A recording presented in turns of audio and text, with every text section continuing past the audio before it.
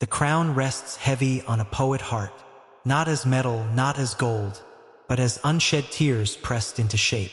It leans into my thoughts when the world sleeps and asks me questions I cannot escape. I walk beneath skies that bow to no one, yet my spine bends under invisible duty, a silent contract signed with breath and blood. They call it honor, but honor is loud only in daylight. At night it whispers like a wound.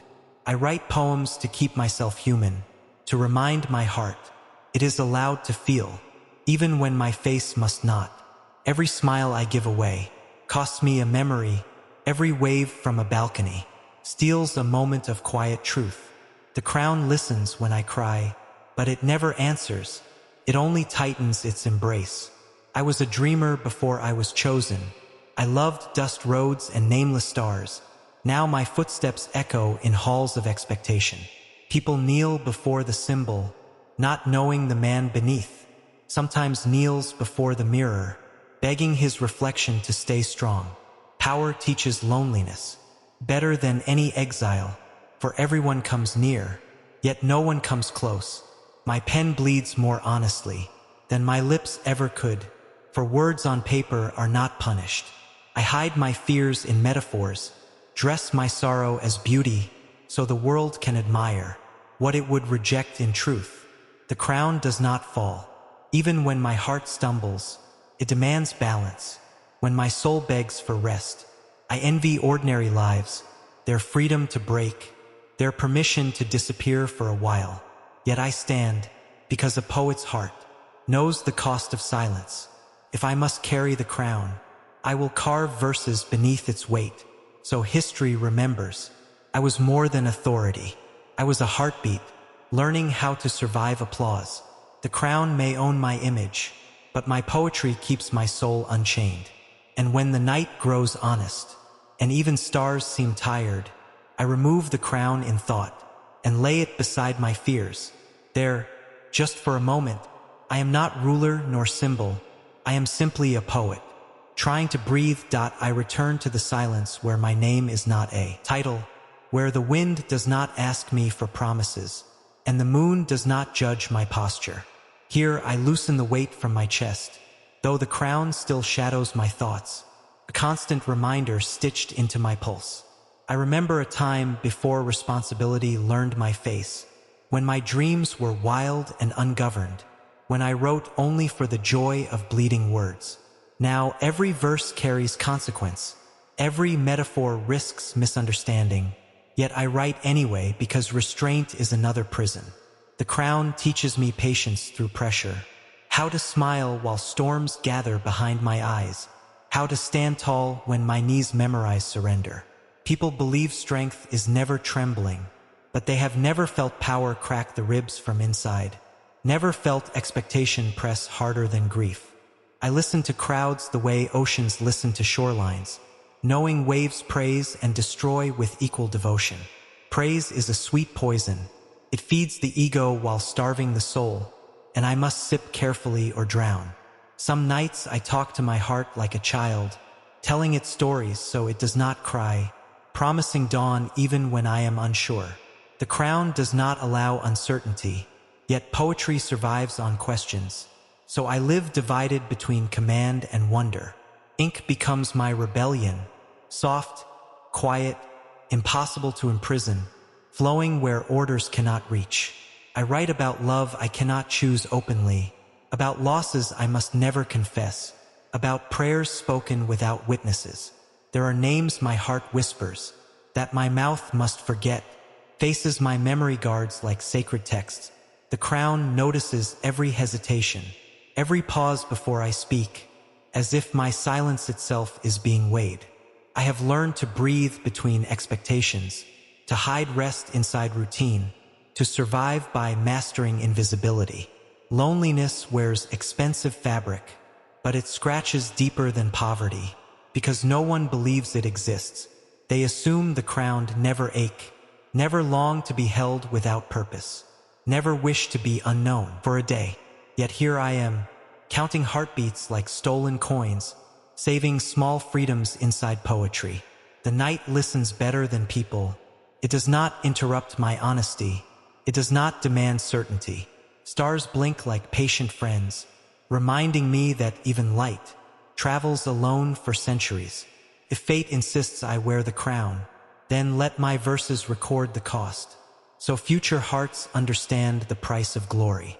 I will not let power erase my softness, nor let duty silence my tears, for a poet without feeling is a throne without a soul. And so I continue, carrying the crown with one hand, and my pen with the other, walking the narrow bridge between who I am and who the world demands I be. The weight remains, but so does my voice. Dawn arrives without permission, spilling light over responsibilities I cannot delay, and the crown settles again into its familiar ache. Morning teaches me how to hide fatigue inside ritual, how to greet the world as if sleep were kind, as if dreams had not interrogated my courage all night.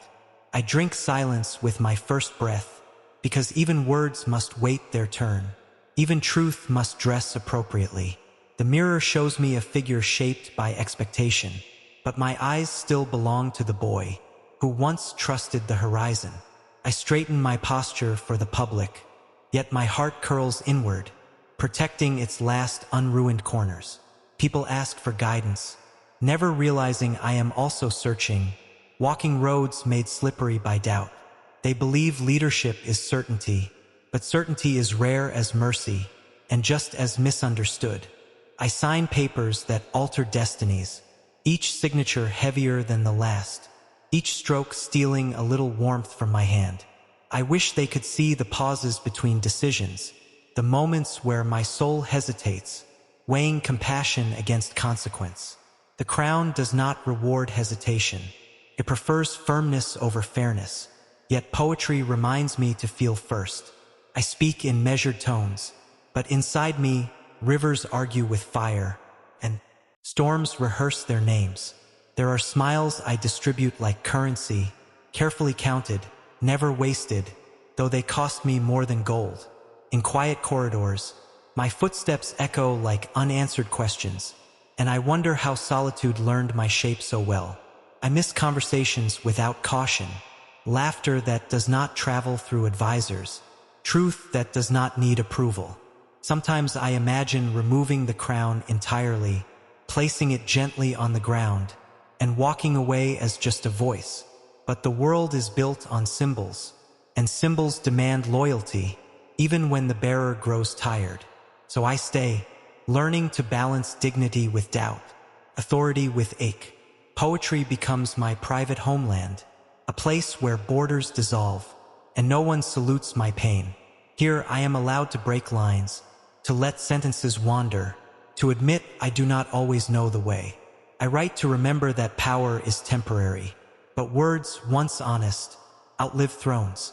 Evening returns like an old confession, softening the edges of my resolve, asking me who I was before titles.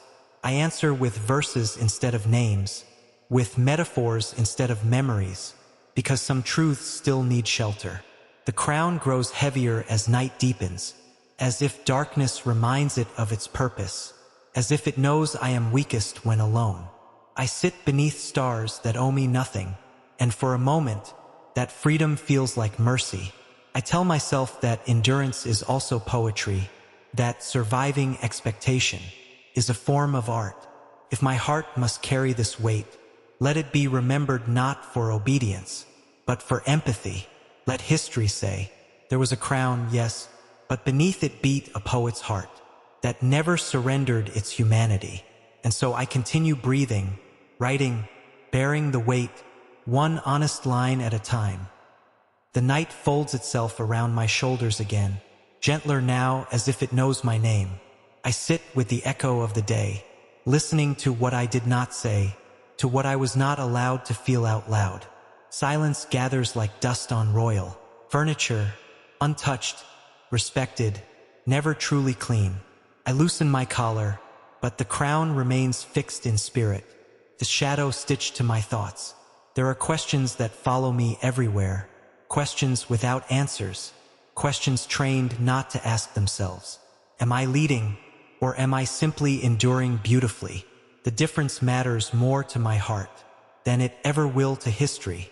I think of ordinary hands holding tea, of conversations that end in laughter instead of protocol, of days that do not require armor.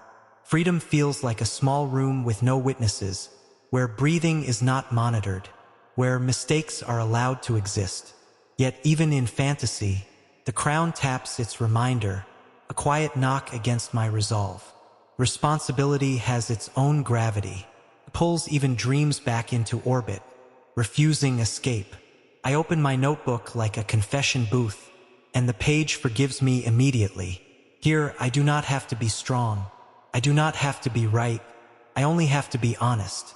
Ink flows where restraint ends, telling stories my voice cannot carry, revealing truths my face must hide. I write about love that waits patiently, about trust worn thin by distance, about hope surviving on fragments. Some verses tremble as they arrive, afraid of their own sincerity, yet I welcome them anyway. The crown does not understand vulnerability. It mistakes openness for weakness, but poetry knows better. Poetry knows that a heart heavy enough to ache is strong enough to care. Outside, the city dreams in scattered lights, each window holding a private universe, each life quietly ruling itself. I wonder how many kings live unnoticed, how many crowns are carried invisibly, how many poet hearts never get named. The thought humbles me more than power ever could, reminding me I am not alone in weight, only louder in responsibility. I promise myself not to harden, not to let routine calcify my compassion, not to confuse survival with victory. The crown may demand obedience, but my soul demands meaning. Between these demands, I build my identity line by line, carefully, deliberately. Sleep comes cautiously, as if afraid to interrupt my vigil, as if it knows rest is temporary. Even in dreams, I negotiate with fate, balancing duty and desire on fragile scales, hoping neither shatters.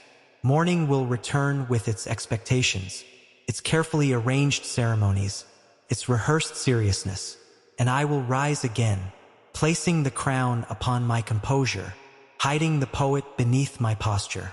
But these words will remain, quiet witnesses to my truth, proof that beneath the symbol lived a human heart. The hours stretch like unanswered prayers, each one teaching me patience. Through repetition, I learn the art of waiting, not for reward, but for understanding. The crown has its own clock. It does not tick, presses. Time under it does not pass. It accumulates. I feel years settle into my shoulders, even when the mirror insists I am unchanged, even when the crowd swears I am eternal. Nothing is eternal, not even authority, only the marks it leaves behind. I wonder what mark I am leaving, beyond policies and portraits, beyond rehearsed speeches and recorded history. Will anyone remember the pauses between my words, the nights I stayed awake choosing mercy?